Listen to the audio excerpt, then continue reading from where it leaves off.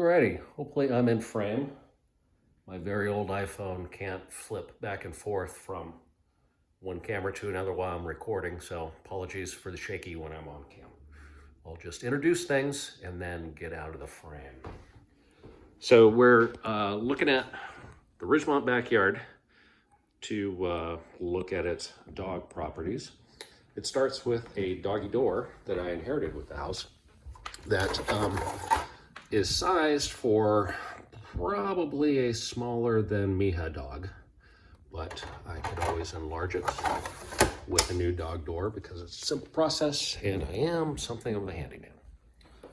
So this backyard has, well, first of all, just for context, the entire house is sort of like the Millennium Falcon.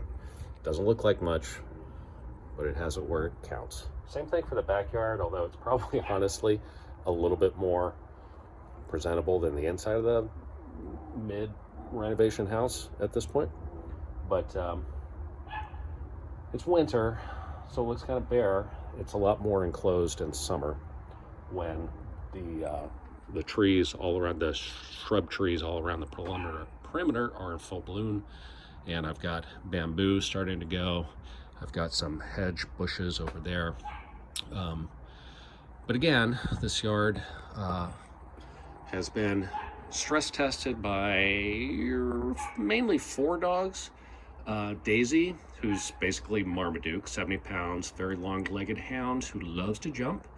Jasmine, a 60-ish pound husky mix who loved to dig. And a half terrier, half chihuahua who was an absolute escape artist. Very angry little guy. And a half chihuahua, half pug mix who loved the dog door and wasn't really much interested in escaping, but wasn't a very smart dog and could have gotten into any trouble if it had been present in the backyard. So here we've got back porch, not very exciting, but some place to relax with the fur baby unit. And then I'll go around from left to right. So we've got a typical 1950s era urban yard from when this house was built in the 1950s. Every house got a chain link fence demarking the perimeters, and even though people have put up privacy fences since then, the chain link fences all remain because in the 1950s they really knew how to sink a metal pole in about 3 feet of concrete, so no one ever rips them out. And they held up really well. So here again, got some handyman BS. I do tile, obviously, so sometimes it shows up in the backyard. You can see I got some tile going on over there from a leftover project. But here is the corner of the yard. The privacy fence stops here, so I have a piece of privacy fence here, blocking things off, and then I've got trellises both behind and in front of it. So it's nice and heavy and certainly pushing from this direction. It's going nowhere. And then I've got this piece of furniture that I inherited with the house I left in the yard, kind of backstopping everything. I guess in theory, a large jumpy dog could maybe be interested in investigating that corner, but Daisy never has. And there are, next door, these people are hipsters who fancy themselves urban farmers, which means that they're really just kind of the, to my mind, filthiest sort of pretend hippies possible.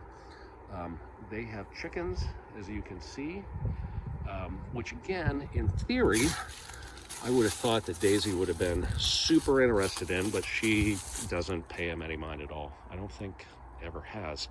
And again, with this wood pile, you would think that Daisy would be totally into climbing up here and thinking about jumping into that yard, but she never has. She is sometimes, though, very interested, and the Terrier Chihuahua mix was periodically very entertained by the lizards that live in the woodpile with their little microhabitat. But in all the years I've lived here now, going on 5 now. Wow, I'm real slow with the renovations. This has never been a problem. Even though it's a legacy privacy fence, it's still sturdy. Doesn't have any nails or anything to hook on. The boards are still in good shape. So I think this is fine. It's never been a problem for doggos, and is a great, like I said, habitat for field mices and lizards and all the things that the local owls like to feed on. In this corner where the privacy fence ends, there is again theoretically a spot where a doggo might be interested in thinking about escaping, but you've got this big concrete block here. The fence is very solid, and this barrier I put up to keep the chickens from coming in my yard. The couple times that they did, that has since stopped. The filthy pretend hippies next door used to have a rooster, which was a problem because roosters like to roam and they're very loud, but they managed to kill it with neglect, so no more rooster, which is nice. This is the legacy original 1950s fence. Like I said, no one ever rips these out because it would take a backhoe to make that happen. Because the ground level has risen God knows how many inches with all the slow downhill erosion over the last more than half a century. The chain link is firmly embedded in the ground, and also you can see here at some point some previous person who owned this house, I think probably someone who maybe wanted to spend a lot of time in the backyard hiding from their spouse, made this entire back and side one big planter. So you've got a concrete border that goes all along. You can see it goes, and for extra measure, these are also rocks that are set in concrete that go all along the base of the fence and all along the base of the fence. So Jasmine, the Diggy Husky dog, never even thought about digging around the fence. It's apparently not an enjoyable digging experience for a doggo. So that's nice. It's, as you can see, let me see if I can, it's more than hip high. I'm 5'8" and a half, or 5'10" according to my driver's license. But it comes up to here on me. And again, Daisy, if she had a mind to, she could jump this fence no problem. She's never ever been interested in doing that. This house is an old bachelor guy. There's never anything going on in this yard. This house are crafty hipsters. As you can see, they've thought about doing some kind of makeshift greenhouse. Sometimes they have an occasional low-key party, but they don't have dogs. So there's, from Daisy's perspective, there's never anything interesting going on back here. Every once in a while, there'll be a visiting dog, a beagle, that visits here, but he's a very rotund older dog. And again, never been an issue. I've got, again, for little microhabitats, I've got brushy things in these tomato cages going on back in here. Again, never been a safety issue for any of the doggos that have spent lots of time in this backyard, but I could remove them if you think it would be best. We got some more wood piled up here in this old, used to be a swing in the 1970s probably. And then you've got this kind of void space back here, which again, no doggos to this point have been interested in it at all.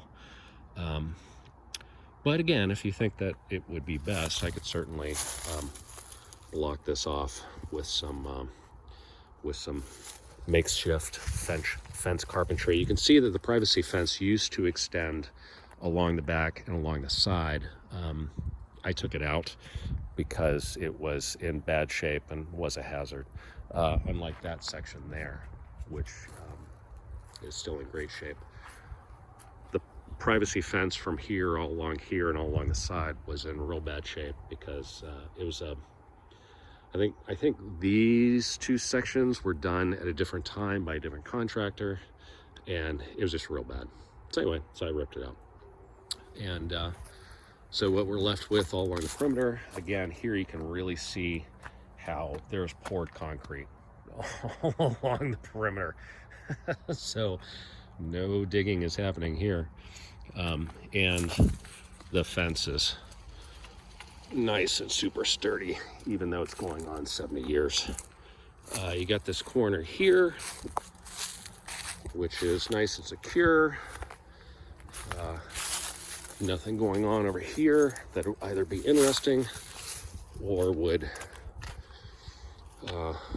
What I will do is I will get around to cutting out this post just so that there aren't these exposed screw heads. But I'll finally stop procrastinating after all these years and cut this post at the base along with that post. I got a city bulk collection scheduled for Friday, in fact, to haul that off, so I'll be taking care of that tomorrow. Then we got this old metal shed, and like I said, we got a poured concrete barrier with rocks embedded in it all along here, which used to be some kind of planter, now is just where scrub trees live and have to be cut back every year. But you can see how, because these have already started, even though it's only February. But by mid-March, this whole fence line is just green. Is just a green shield, basically. And again, for this corner, I've got this clumping bamboo that I planted that gets, this will be the second year that it'll be in, so I'm hoping that now that it's taken root, that it gets nice and bushy. And it's basically more a sightline screen for those folks over there who have teenagers who sometimes have rambunctious parties in the backyard. Which again, doggos have never shown any interest, but as a cranky old man sitting by the chimenea in the evening, I prefer not to watch teenagers carousing on trampolines in the backyard, so a little visual privacy. Again, we got the shed, which, even though it's rusty and, as you can see, is taking damage from from some tree removal that's happened in the neighbor's yard here and here when I first moved in, is still get its job done and is safe from dogs getting trapped inside with a nice secure door. Here you can see these posts I cut off a couple years ago, but I'll take them down now to the ground, or take a sledgehammer to them and see if I can crack them out of the concrete. You can see how the privacy fence on this side was real wonky because got a post there, and then a post there, and then a post there, and then a tree, and then so it was real wonky, which is why it had to go. But again, with this nice legacy fence, it's no problems. And then here We've got a corner. Again, in theory, a doggo, a small doggo might be interested in. Even the Chihuahua Terrier mix didn't show any interest in this corner for two reasons. The first of all is that every March, this little brush immediately sprouts up and blocks it, and also it doesn't go anywhere. But again, I could shave this off and put in a couple boards to make this more tight. I think I'll do that tomorrow anyway, since I'm going to be messing around with some other fencey removal carpentry stuff. Then you've got this legacy little privacy fence remainder, which is solid, tilty but solid. This is a little makeshift thing that I put up so that this would be doggo secure. Again, like the Millennium Falcon, doesn't look like much, and it is solid enough so that this fence door goes nowhere, either this way. Nice and stiff, and good luck trying to get in here with this solid latch and chain. And then again, for the Terrier, when I first moved in, I added this bit of wire reinforcement for the gap. Yeah, so never had any problems with hosting doggos. Plenty of room to roam, plenty of smelly things, and once that this is a pecan tree, same as the tree in the next door neighbor's yard, which is also a pecan tree. They're old, but luckily pecan trees can live to be 150. And I've had it checked out by an arborist, and even though it's growing in a wonky angle, it's still healthy, sound. And this is a Monterey oak that someone planted directly underneath the pecan tree, which was, I guess, a choice. And this is an oak. This is an oak that I planted year before last, and now it's really taken off. So this will be nice and shady, but for now, as you can see, this is the nice shady half of the yard. You've got a place to hang and watch outdoor movies for a backyard drive-in. And oh, so sniffy for the doggos in the spring and the summer and the fall and the winter too. So anyway, there's the tour. Let me know what I can do to improve the habitat. Looking forward to the recommendations.